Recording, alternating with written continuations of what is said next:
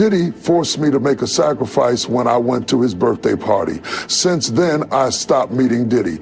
Diddy, Jay-Z, and Tyler Perry are all in this together, and they are the worst people. I think it's getting a little too late for those who are complicit. That some were doubting you. Did you ever question, like, No. am I on the right path? Oh, I never question that. Still don't. Never will.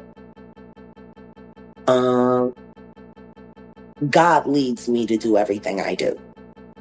Everyone knew he was the devil. He's been the devil for 30 years. He's been covered and protected by not only Clive Davis, but Lucian Grange. He was selected to be the demon that he is, to keep the culture in line so the industry could continue to rape it. Stevie J should be charged. Mary J. Blige should also be charged. Jennifer Lopez should definitely be charged. Should I keep going? I mean, you're hitting it off. Jay-Z should be charged. Khaled should be charged. Rick Ross should be charged. Usher should be charged. Jakes was at a Diddy party. There could only be two reasons: money or sex. That's all that happens at Diddy parties.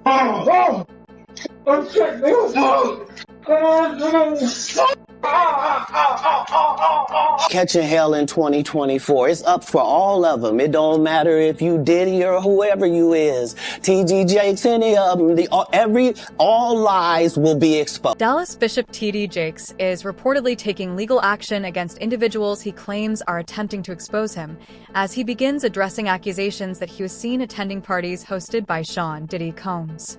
Critics claim Jakes is the third high-profile figure, after Jay-Z and Beyoncé, to allegedly attempt to silence individuals connected to Diddy's sexual assault allegations.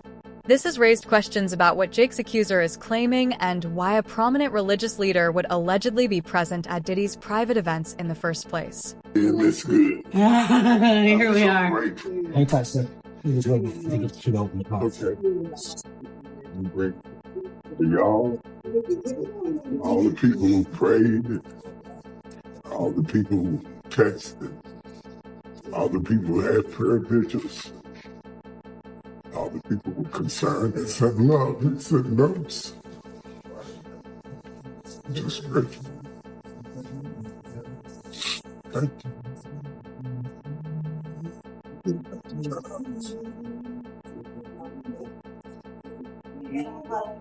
Just grateful. Not afraid to die. Don't want to hurt my kids. The people who love me. Church needs me.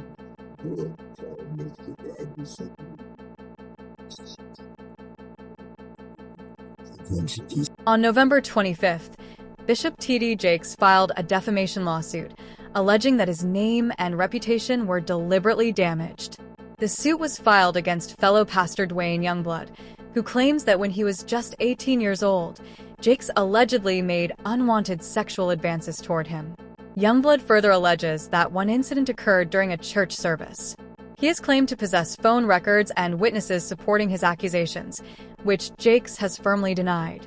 Since then, Jake's name has been pulled into broader controversy, including online speculation linking him to the Diddy case and public accusations made by comedian Cat Williams, claims that remain unproven. He says, come on in, let's talk. You can't even imagine being 18, 19 years of age. This person is killing it, and they're saying to you, come on in, let's talk. And so I did. I went in. We sat down at a very long dining room table in a room that she had. And for 2 hours, it was unbelievable. Pouring of heart, crying, him talking about my father. We talking about these scenarios. And I inwardly just knew I had finally found someone who could get it. Someone who understood. I'm sitting at this table, and for the first time talking to any man, I got tears coming down my face, because somebody gets me. Somebody understood what I was going through. Well, after sitting there and having this long discourse with him, I finally look at my watch and I'm like, oh my goodness, I got to go. I got to get this car back to my mother. She's going to kill me. So I said to Bishop, I got to get up. And I got up from the table. He got up from the table. He walked around toward the way I had to exit quicker than I got over there. And when I started to walk past him, he pulled me to himself, wrapped his arms around me and tried to kiss me. And in that moment, I literally died. I could not. I tell you, to this day, I can't remember how I got out of that place. But I remember driving home with all kinds of crazy thoughts and what in the world am I going to do now? And I finally get home, get in the house, get in the bed. I'm going to try to go to sleep. And I get to sleep and get up in the morning. And in the morning, I step into our bathroom and my home phone rings. My mother answers the phone and she says to me, Wayne, it's Elder Jakes. And I get on that phone. And when I get on that telephone, I can hear water. He is sitting in a bathtub. And in that thing, he says to me, without any hesitation, there's 3 things I need you to do. The first one is, when I come to Pittsburgh, you're going to be the only person I sleep with. The second one is, you can't sleep with anybody else because I don't want to give my wife anything. And thirdly, I will take care of you the rest of your life. I can't to this day remember how I got off that phone, but I do know I made a decision that I wasn't going to the service that night. And eventually I told my mother, I'm not going to go to the service tonight. She says, no. You know, we got a rule in this house.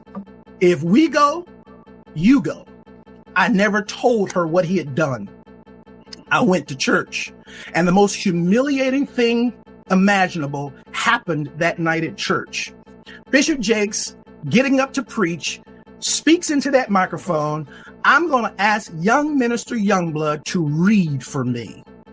And after all of that drama of the last 24 hours, I had to read before he In a lawsuit connected to producer Lil Rod, it is alleged that Diddy used respected figures, including T.D. Jakes, to enhance his public image. The filing claims that Jake's religious influence was leveraged to help legitimize Diddy's reputation and allegedly provide access to new social circles. According to these accusations, Jakes was portrayed as someone who could help repair Diddy's image through his leadership at the Potter's house. While Jakes has denied all wrongdoing, he has not publicly addressed whether he attended any of Diddy's parties. It's taken from the homes of music mogul Sean Diddy Combs, according to a source familiar with the search warrant performed by federal agents at his properties in Los Angeles and Miami. TMZ says this video shows the aftermath of the raid inside Combs' LA mansion. Drawers empty, documents scattered, and safes opened and searched. Hours after the raid started, Combs was seen walking around the Miami Opa-locka airport, according to TMZ, which also obtained this video. Later, at the same airport, authorities arrested Combs' associate, Brendan Paul, and charged him with drug possession. In a civil suit filed against Combs by former music producer Rodney Jones, Paul was accused of being a drug and gun mule who allegedly aided Combs in sex trafficking. Yesterday, Diddy's lawyer called the law enforcement action nothing more than a witch hunt based on meritless accusations made in civil lawsuits.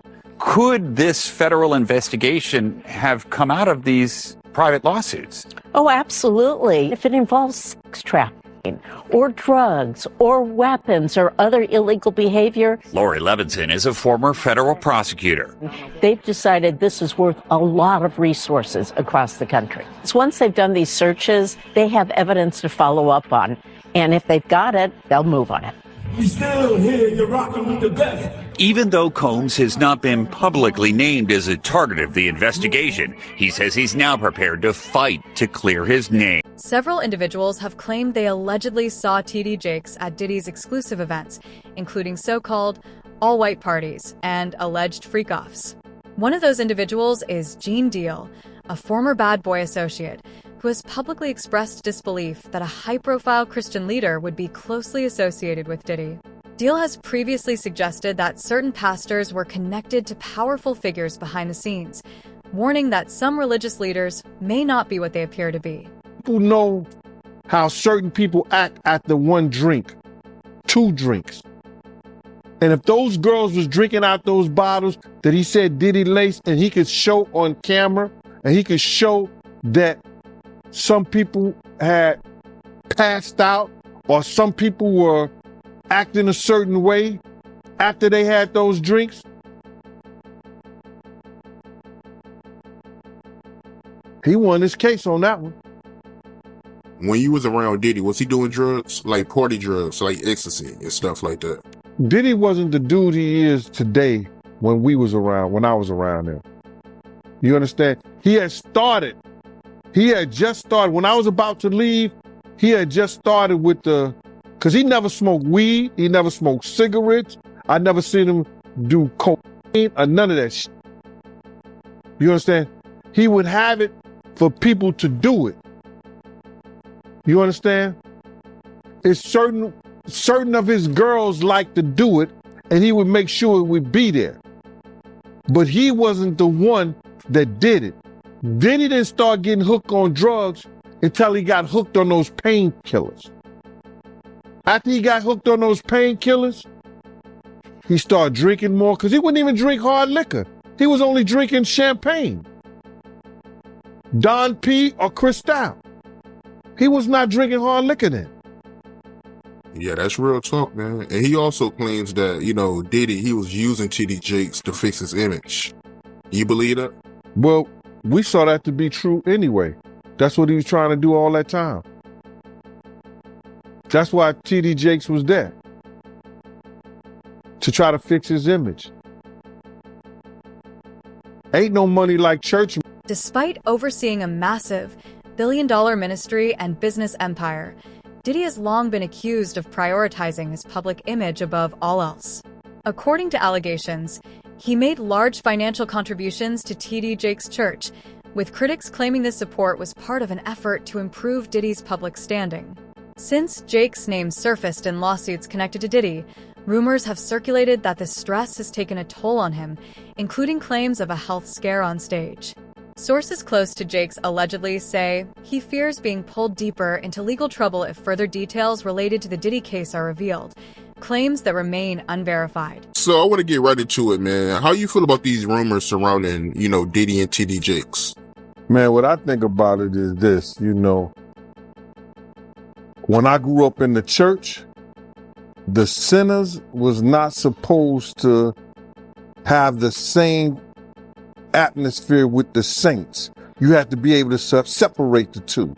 So I'm looking at him as a saint going to a party that ain't nothing but sin, drinking, maybe fornication, man on man, woman on woman, he on she. But maybe he there to lay some hands on somebody. Maybe he there to save some souls. I know he got a contract with Revolt, so I'm just like, it's just real strange that he would be found at any kind of Diddy party or any kind of place with Diddy unless it's in a business atmosphere. So now what he's doing is he's making, man, he making the Christians look real bad right about now. And you been to these parties, right? Oh yeah, I was there when he was doing the white parties in the Hamptons and the whole 9 yards. So I know what goes on at the parties. If they probably got a little bit more freakier, as time went on, because they got to the point whereas that they didn't even care. It used to be secretly, where people used to go to, separate rooms and different rooms and they wasn't